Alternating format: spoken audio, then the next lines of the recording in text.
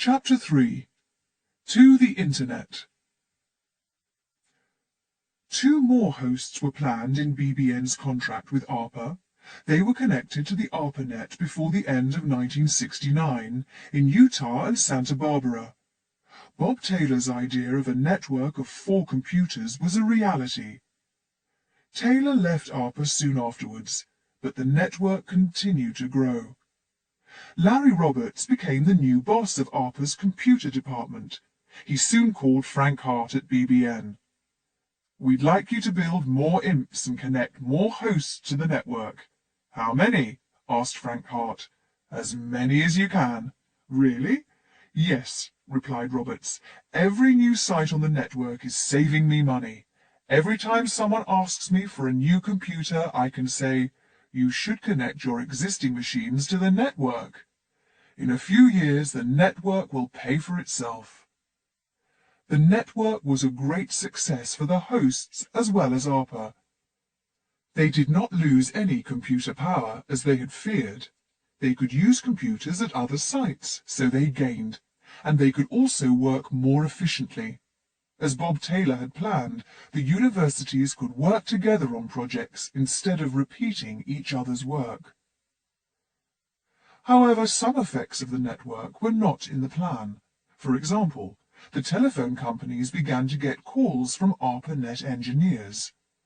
"Your line from Santa Barbara to UCLA is in trouble," the engineer might say.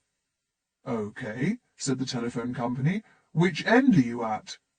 "Neither. I'm in Cambridge, Massachusetts." "Where?"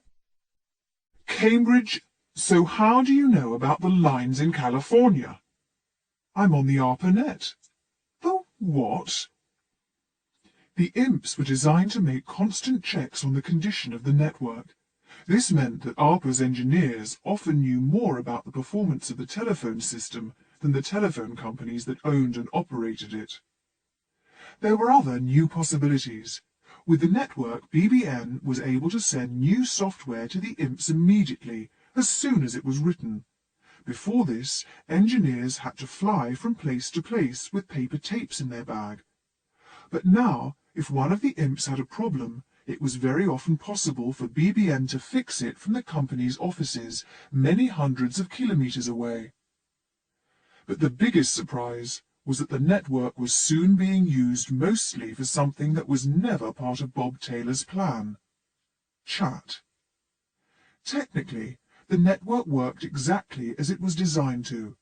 Yet by 1973, 3/4 of all traffic on the ARPANET was nothing to do with sharing data or programs or logging on to distant computers. It was electronic mail, email. Ray Tomlinson was the first person to send email on the ARPANET. He was an engineer at BBN, and in 1972 he invented a simple program for sending files between computers. The big mainframe computers at the universities already had mailboxes for all the different people who used the machines. People could send messages to other people who used the same computer, but there was no email between different computers. Tomlinson's program changed this. The software opened a connection, sent a file to another computer, and then sent a message back to say that the file had arrived safely at its destination. Since the mailboxes and computers are really just files, the next step was simple. Tomlinson changed his program so that it carried a mail message from one computer and added it to a mailbox file of another machine. Since everyone on the ARPANET already had mailboxes in their host machines, it was easy to begin sending mail to other hosts. But the speed with which email spread was surprising. Almost as soon as it was introduced, it took over the network. Even today, there are more individual email messages sent over the Internet than data of any other kind.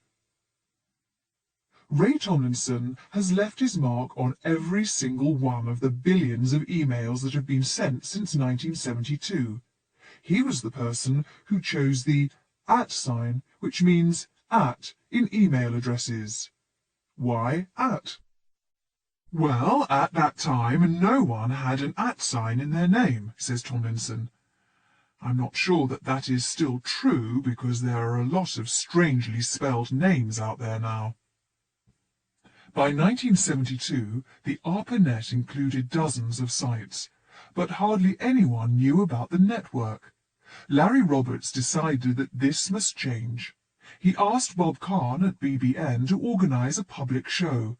Kahn picked the International Conference on Computer Communication as the place to show the network to the world. The conference was held at the Hilton Hotel in Washington at the end of October. Larry Roberts contacted all of the people around the USA who were now using his system. Many of them agreed to take part in the show. It was a real test of the network. In one example, a computer in Washington contacted another machine right across the country at UCLA and told it to run a program. When it had finished, this program then called Washington with the results and printed them out on a printer that sat on a table right next to the first computer. There were also programs that allowed people to play games over thousands of kilometers. And a group from MIT brought a clever machine that was like a mechanical spider. This machine could be controlled over the network and guided through a room full of furniture, although its owners were many kilometers away. But not everything went smoothly. The team with the printer could not make it work, although the network said that all the data was moving between the sites just as it was supposed to.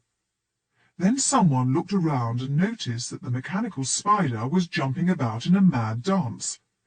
The UCLA computer had been connected to the spider by mistake. The dance was the data that was intended for the printer.